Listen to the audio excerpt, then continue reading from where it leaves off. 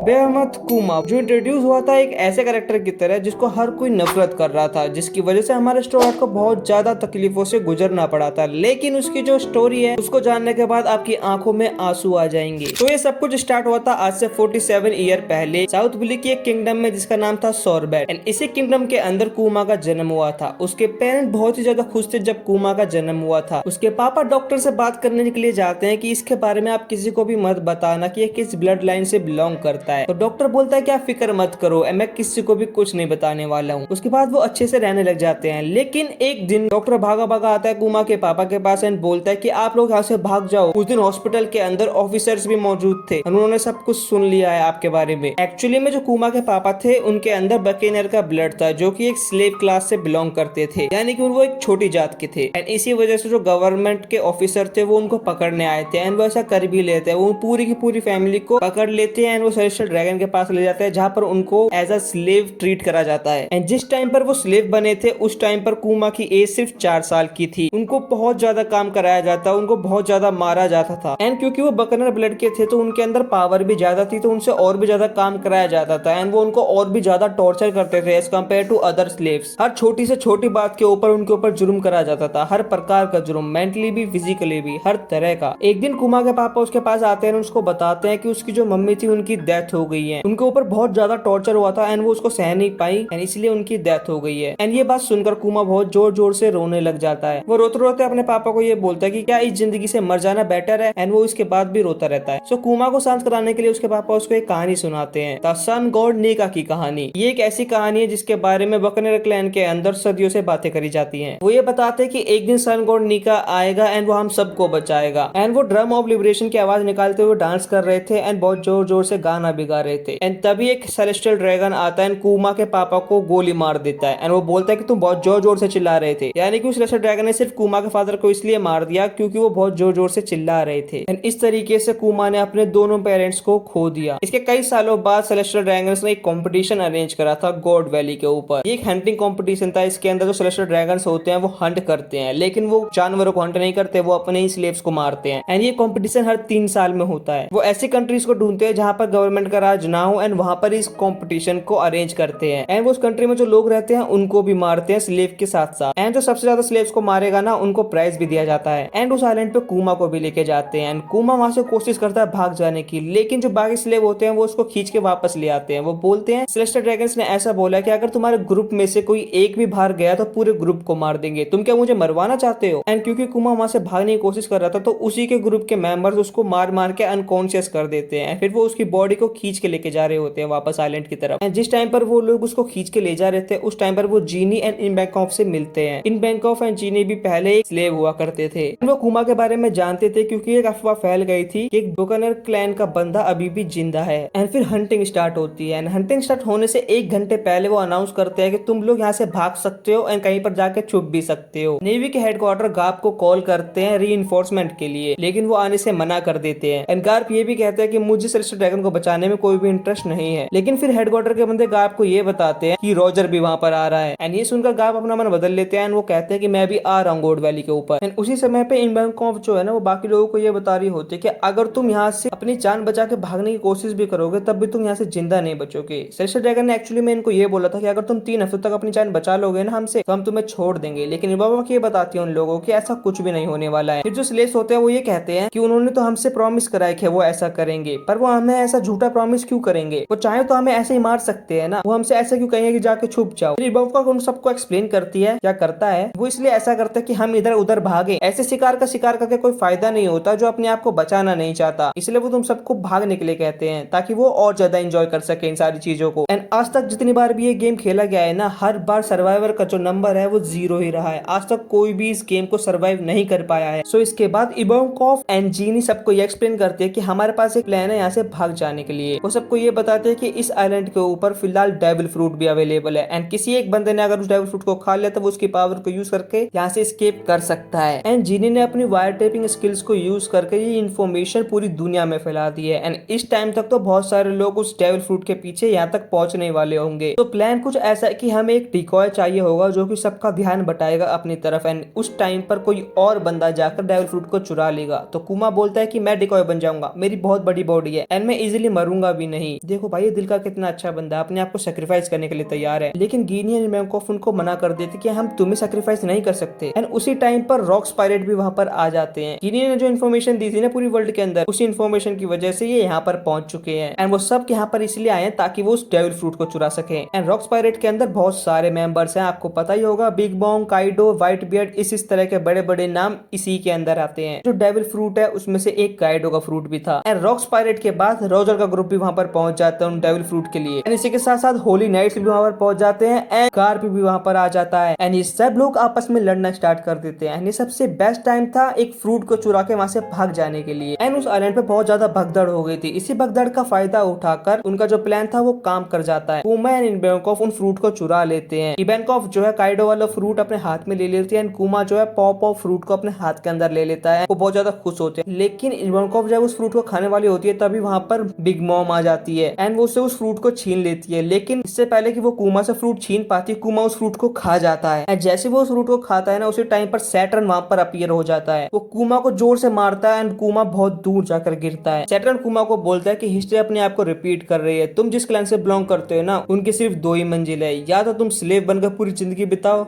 या फिर मर जाओ। सैटर्न की बात सुनकर कुमा बोलता है कि मुझे ये बात समझ में नहीं आ रही कि क्यों तुम एक नोबल हो एंड मैं एक स्लेव हूँ। मेरे पास जो पावर है उसको यूज करके मैं नीका की तरह ही बहुत सारे लोगों की मदद करना चाहता हूँ। मैं जितने हो सके उतने लोगों की मदद करूंगा। एंड सैटर्न कुमा की बात सुनकर ये बोलता है कि इसी वजह से तुम्हें यहाँ पर मर जाना चाहिए। एंड उस टाइम पर जो भी हुआ वो हमें अभी तक नहीं बताया गया है। एंड उस इंसिडेंट को बोला जाता है the God valley incident. And God valley incident की एंडिंग कुछ इस तरीके से हुई है कि काइडो को अपना फ्रूट मिल जाता है, सबको अपना अपना फ्रूट मिल जाता है। एंड हमारा कुमा भी वहां से बच जाता है। कुमा, इबेंकॉफ एंड गिनी वहां से एस्केप करके पहुंच जाते हैं फिर से सॉर्बेट किंगडम के अंदर, जहां पर कुमा पैदा हुआ था। एंड उस टाइम पर कुमा ने लगभग 500 लोगों की जान बचाई। एंड उसके हाथ पर जो है पॉज जैसा निशान आ गया है जिसको वो बोलता है the hand of liberation. And उसके बाद इबेंकॉफ जो है वो एक ग्रुप के साथ ज्वाइन हो जाती है। एंड वो कुमा एंड गिनी को छोड़ के वहां से चली जाती है या जाता है। कुमा इबेंकॉफ को ये बोलता है कि मैं तुम्हारा चेहरा कभी नहीं भूलूंगा, मैं याद रखूंगा कि तुमने मेरे लिए क्या किया था। उसके बाद इबेंकॉफ जो है वो बोट में बैठ के अपने सफर पर निकल जाती है। एंड कुमा एंड गिनी अपना जीवन चलाने के लिए लकड़ियों को काटते थे एंड उनको बेचते थे।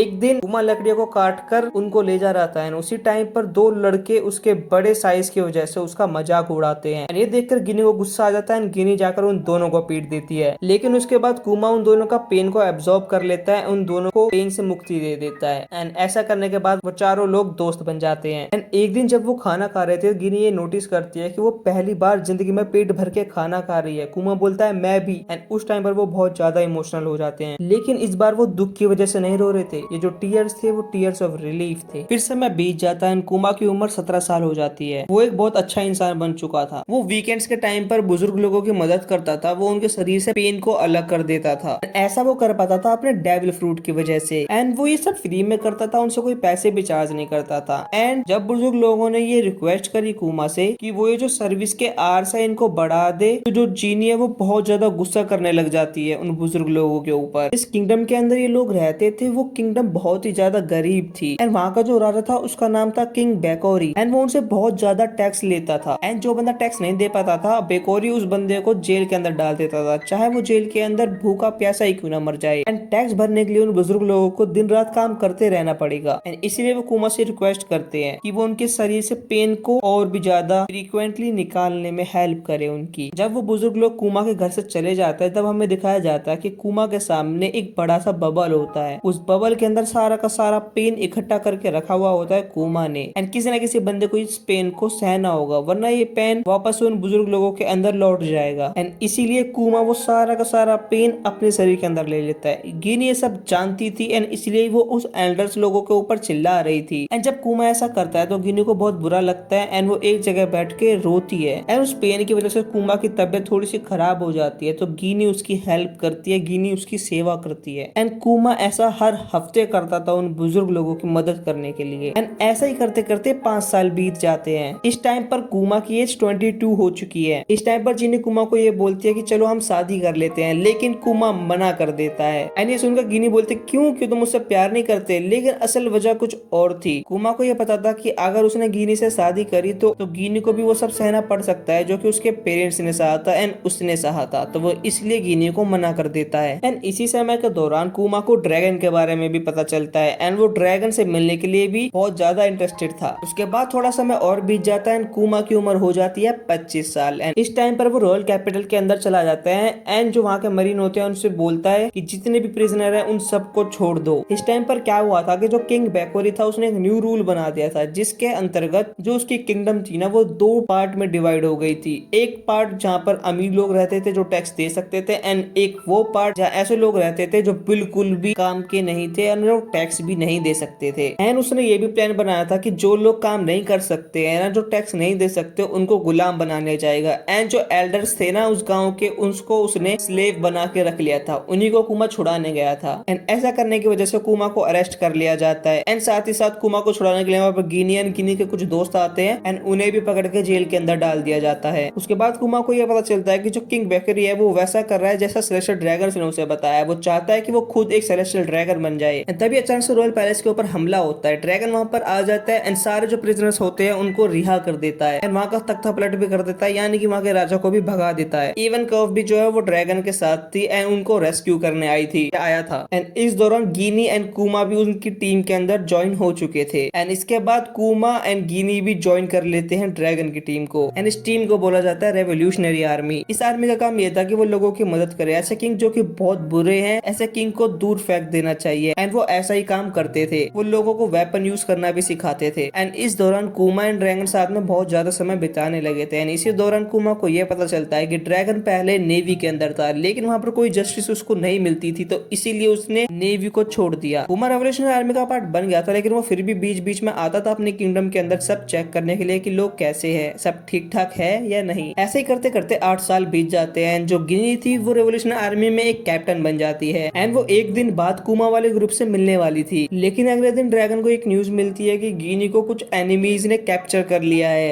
एंड इस इवेंट की वजह से कुमा सोल्जर में कन्वर्ट हो जाता है। जब भी किसी बैटल के अंदर जाता था तो वहां पर अपना 100% देता था, वो बहुत ज्यादा डिस्ट्रैक्शन करता था। एंड गिनी को गायब हुए 2 साल बीत जाते हैं। 2 साल बाद अचानक से एक दिन कॉल आता है ड्रैगन के पास एंड वो कॉल होता है गिनी का। गिनी कॉल करके ये बोलती है कि मैं वापस आ चुकी हूँ। ये सुनकर कुमा बहुत ज्यादा सरप्राइज हो जाता है। सिर्फ कुमा ही नहीं, ग्रुप के अंदर जितने भी लोग थे सब सरप्राइज हो जाते हैं। लेकिन गिनी फोन पे ये बोलती है कि मेरे पास ज्यादा समय नहीं है, मैं सिर्फ कुछ समय के लिए ही तुमसे बात कर पाऊंगी। वो ये बताती है कि मैं मर रही हूँ धीरे धीरे एक डिसीज की वजह से। एंड अपने फाइनल टाइम के अंदर वो अपना लव कन्फेस करती है कुमा के प्रति। इतने साल दूर रहने के बाद भी वो कुमा से बहुत ज्यादा प्यार करती थी। एंड जब कुमा को पता चलता है कि कॉल आया है गिनी का, तो वो समझ जाता है कि गिनी कहाँ से कॉल कर रही होगी एंड इस टाइम पर वो कहाँ हो सकती है। तो कुमा अपनी पावर को यूज करके अपने आप को टेलीपोर्ट कर लेता है एंड वो टेलीपोर्ट होकर पहुंच जाता है सॉर्बेट किंगडम में, जहाँ पर उसको गिनी मिल जाती है। गिनी सॉर्बेट किंगडम के उस चर्च के अंदर ही होती है जहाँ पर इन्होंने अपना बचपन साथ में बिताया था। लेकिन जब तक कुमा वहाँ पहुंचता है उस टाइम तक गिनी जा चुकी होती है। और कुमा को वहाँ पर एक छोटी बच्ची मिलती है जो कि गिनी की ही बेटी थी। गिनी से जो हो सकता था उसने वो सब करा है ताकि वो इस बच्चे को बचाकर चर्च तक ला सके। एंड कुमा डिसाइड करता है कि वो इस बेबी को अडॉप्ट करेगा। वो कहता है कि मैं जीनी को तो नहीं बचा पाया, लेकिन मैं इसको हर हालत में बचाऊंगा, मैं इसको बहुत अच्छे से ग्रो करूंगा, मैं इसकी देखभाल करूंगा, मैं इसकी अच्छे से परवरिश करूंगा। उस लड़की का नाम होता है बोनी। कुमा एक फादर की तरह एक्ट करता है। वो बोनी के लिए भी टाइम निकालता है और अपने काम के लिए भी टाइम निकालता है, लेकिन दोनों टाइम को मैनेज करना थोड़ा मुश्किल है उसके लिए। अपने काम पर जाता था जहाँ पर वो लोगों को ट्रेनिंग भी देता था। उसने साबो को भी ट्रेनिंग दी है। एंड इसी समय के दौरान कुमा ये नोटिस करता है कि ड्रैगन जब भी गोवा आइलैंड के आसपास जाता है तो वो छुप जाता है। एंड कुमा उसको ये भी बोलता है कि मैंने यहाँ पर एक बच्चे को नोट करा, लेकिन इससे पहले कि वो अपना सेंटेंस कंप्लीट कर पाता, ड्रैगन उसको बोलता है कि और कुछ मत बोलना, हो सकता है कि मुझे खुद तुम्हें मारना पड़ जाए। ड्रैगन कुमा को ये भी बोलता है कि जो एक बच्चा होता है ना वो एक पेरेंट का वीक स्पॉट होता है। एंड धीरे धीरे समय बीतने लगता है। सॉर्बेट किंगडम के अंदर भी बहुत ज्यादा समय बीत चुका होता है। इस टाइम पर कुमा को ये पता चलता है कि बोनी के अंदर भी वो डिसीज आ गई है जिसकी वजह से उसकी मम्मी यानी कि गिनी की मौत हुई थी। बोनी के चेहरे के ऊपर भी वो स्टोन आने लगे थे जो गिनी के ऊपर थे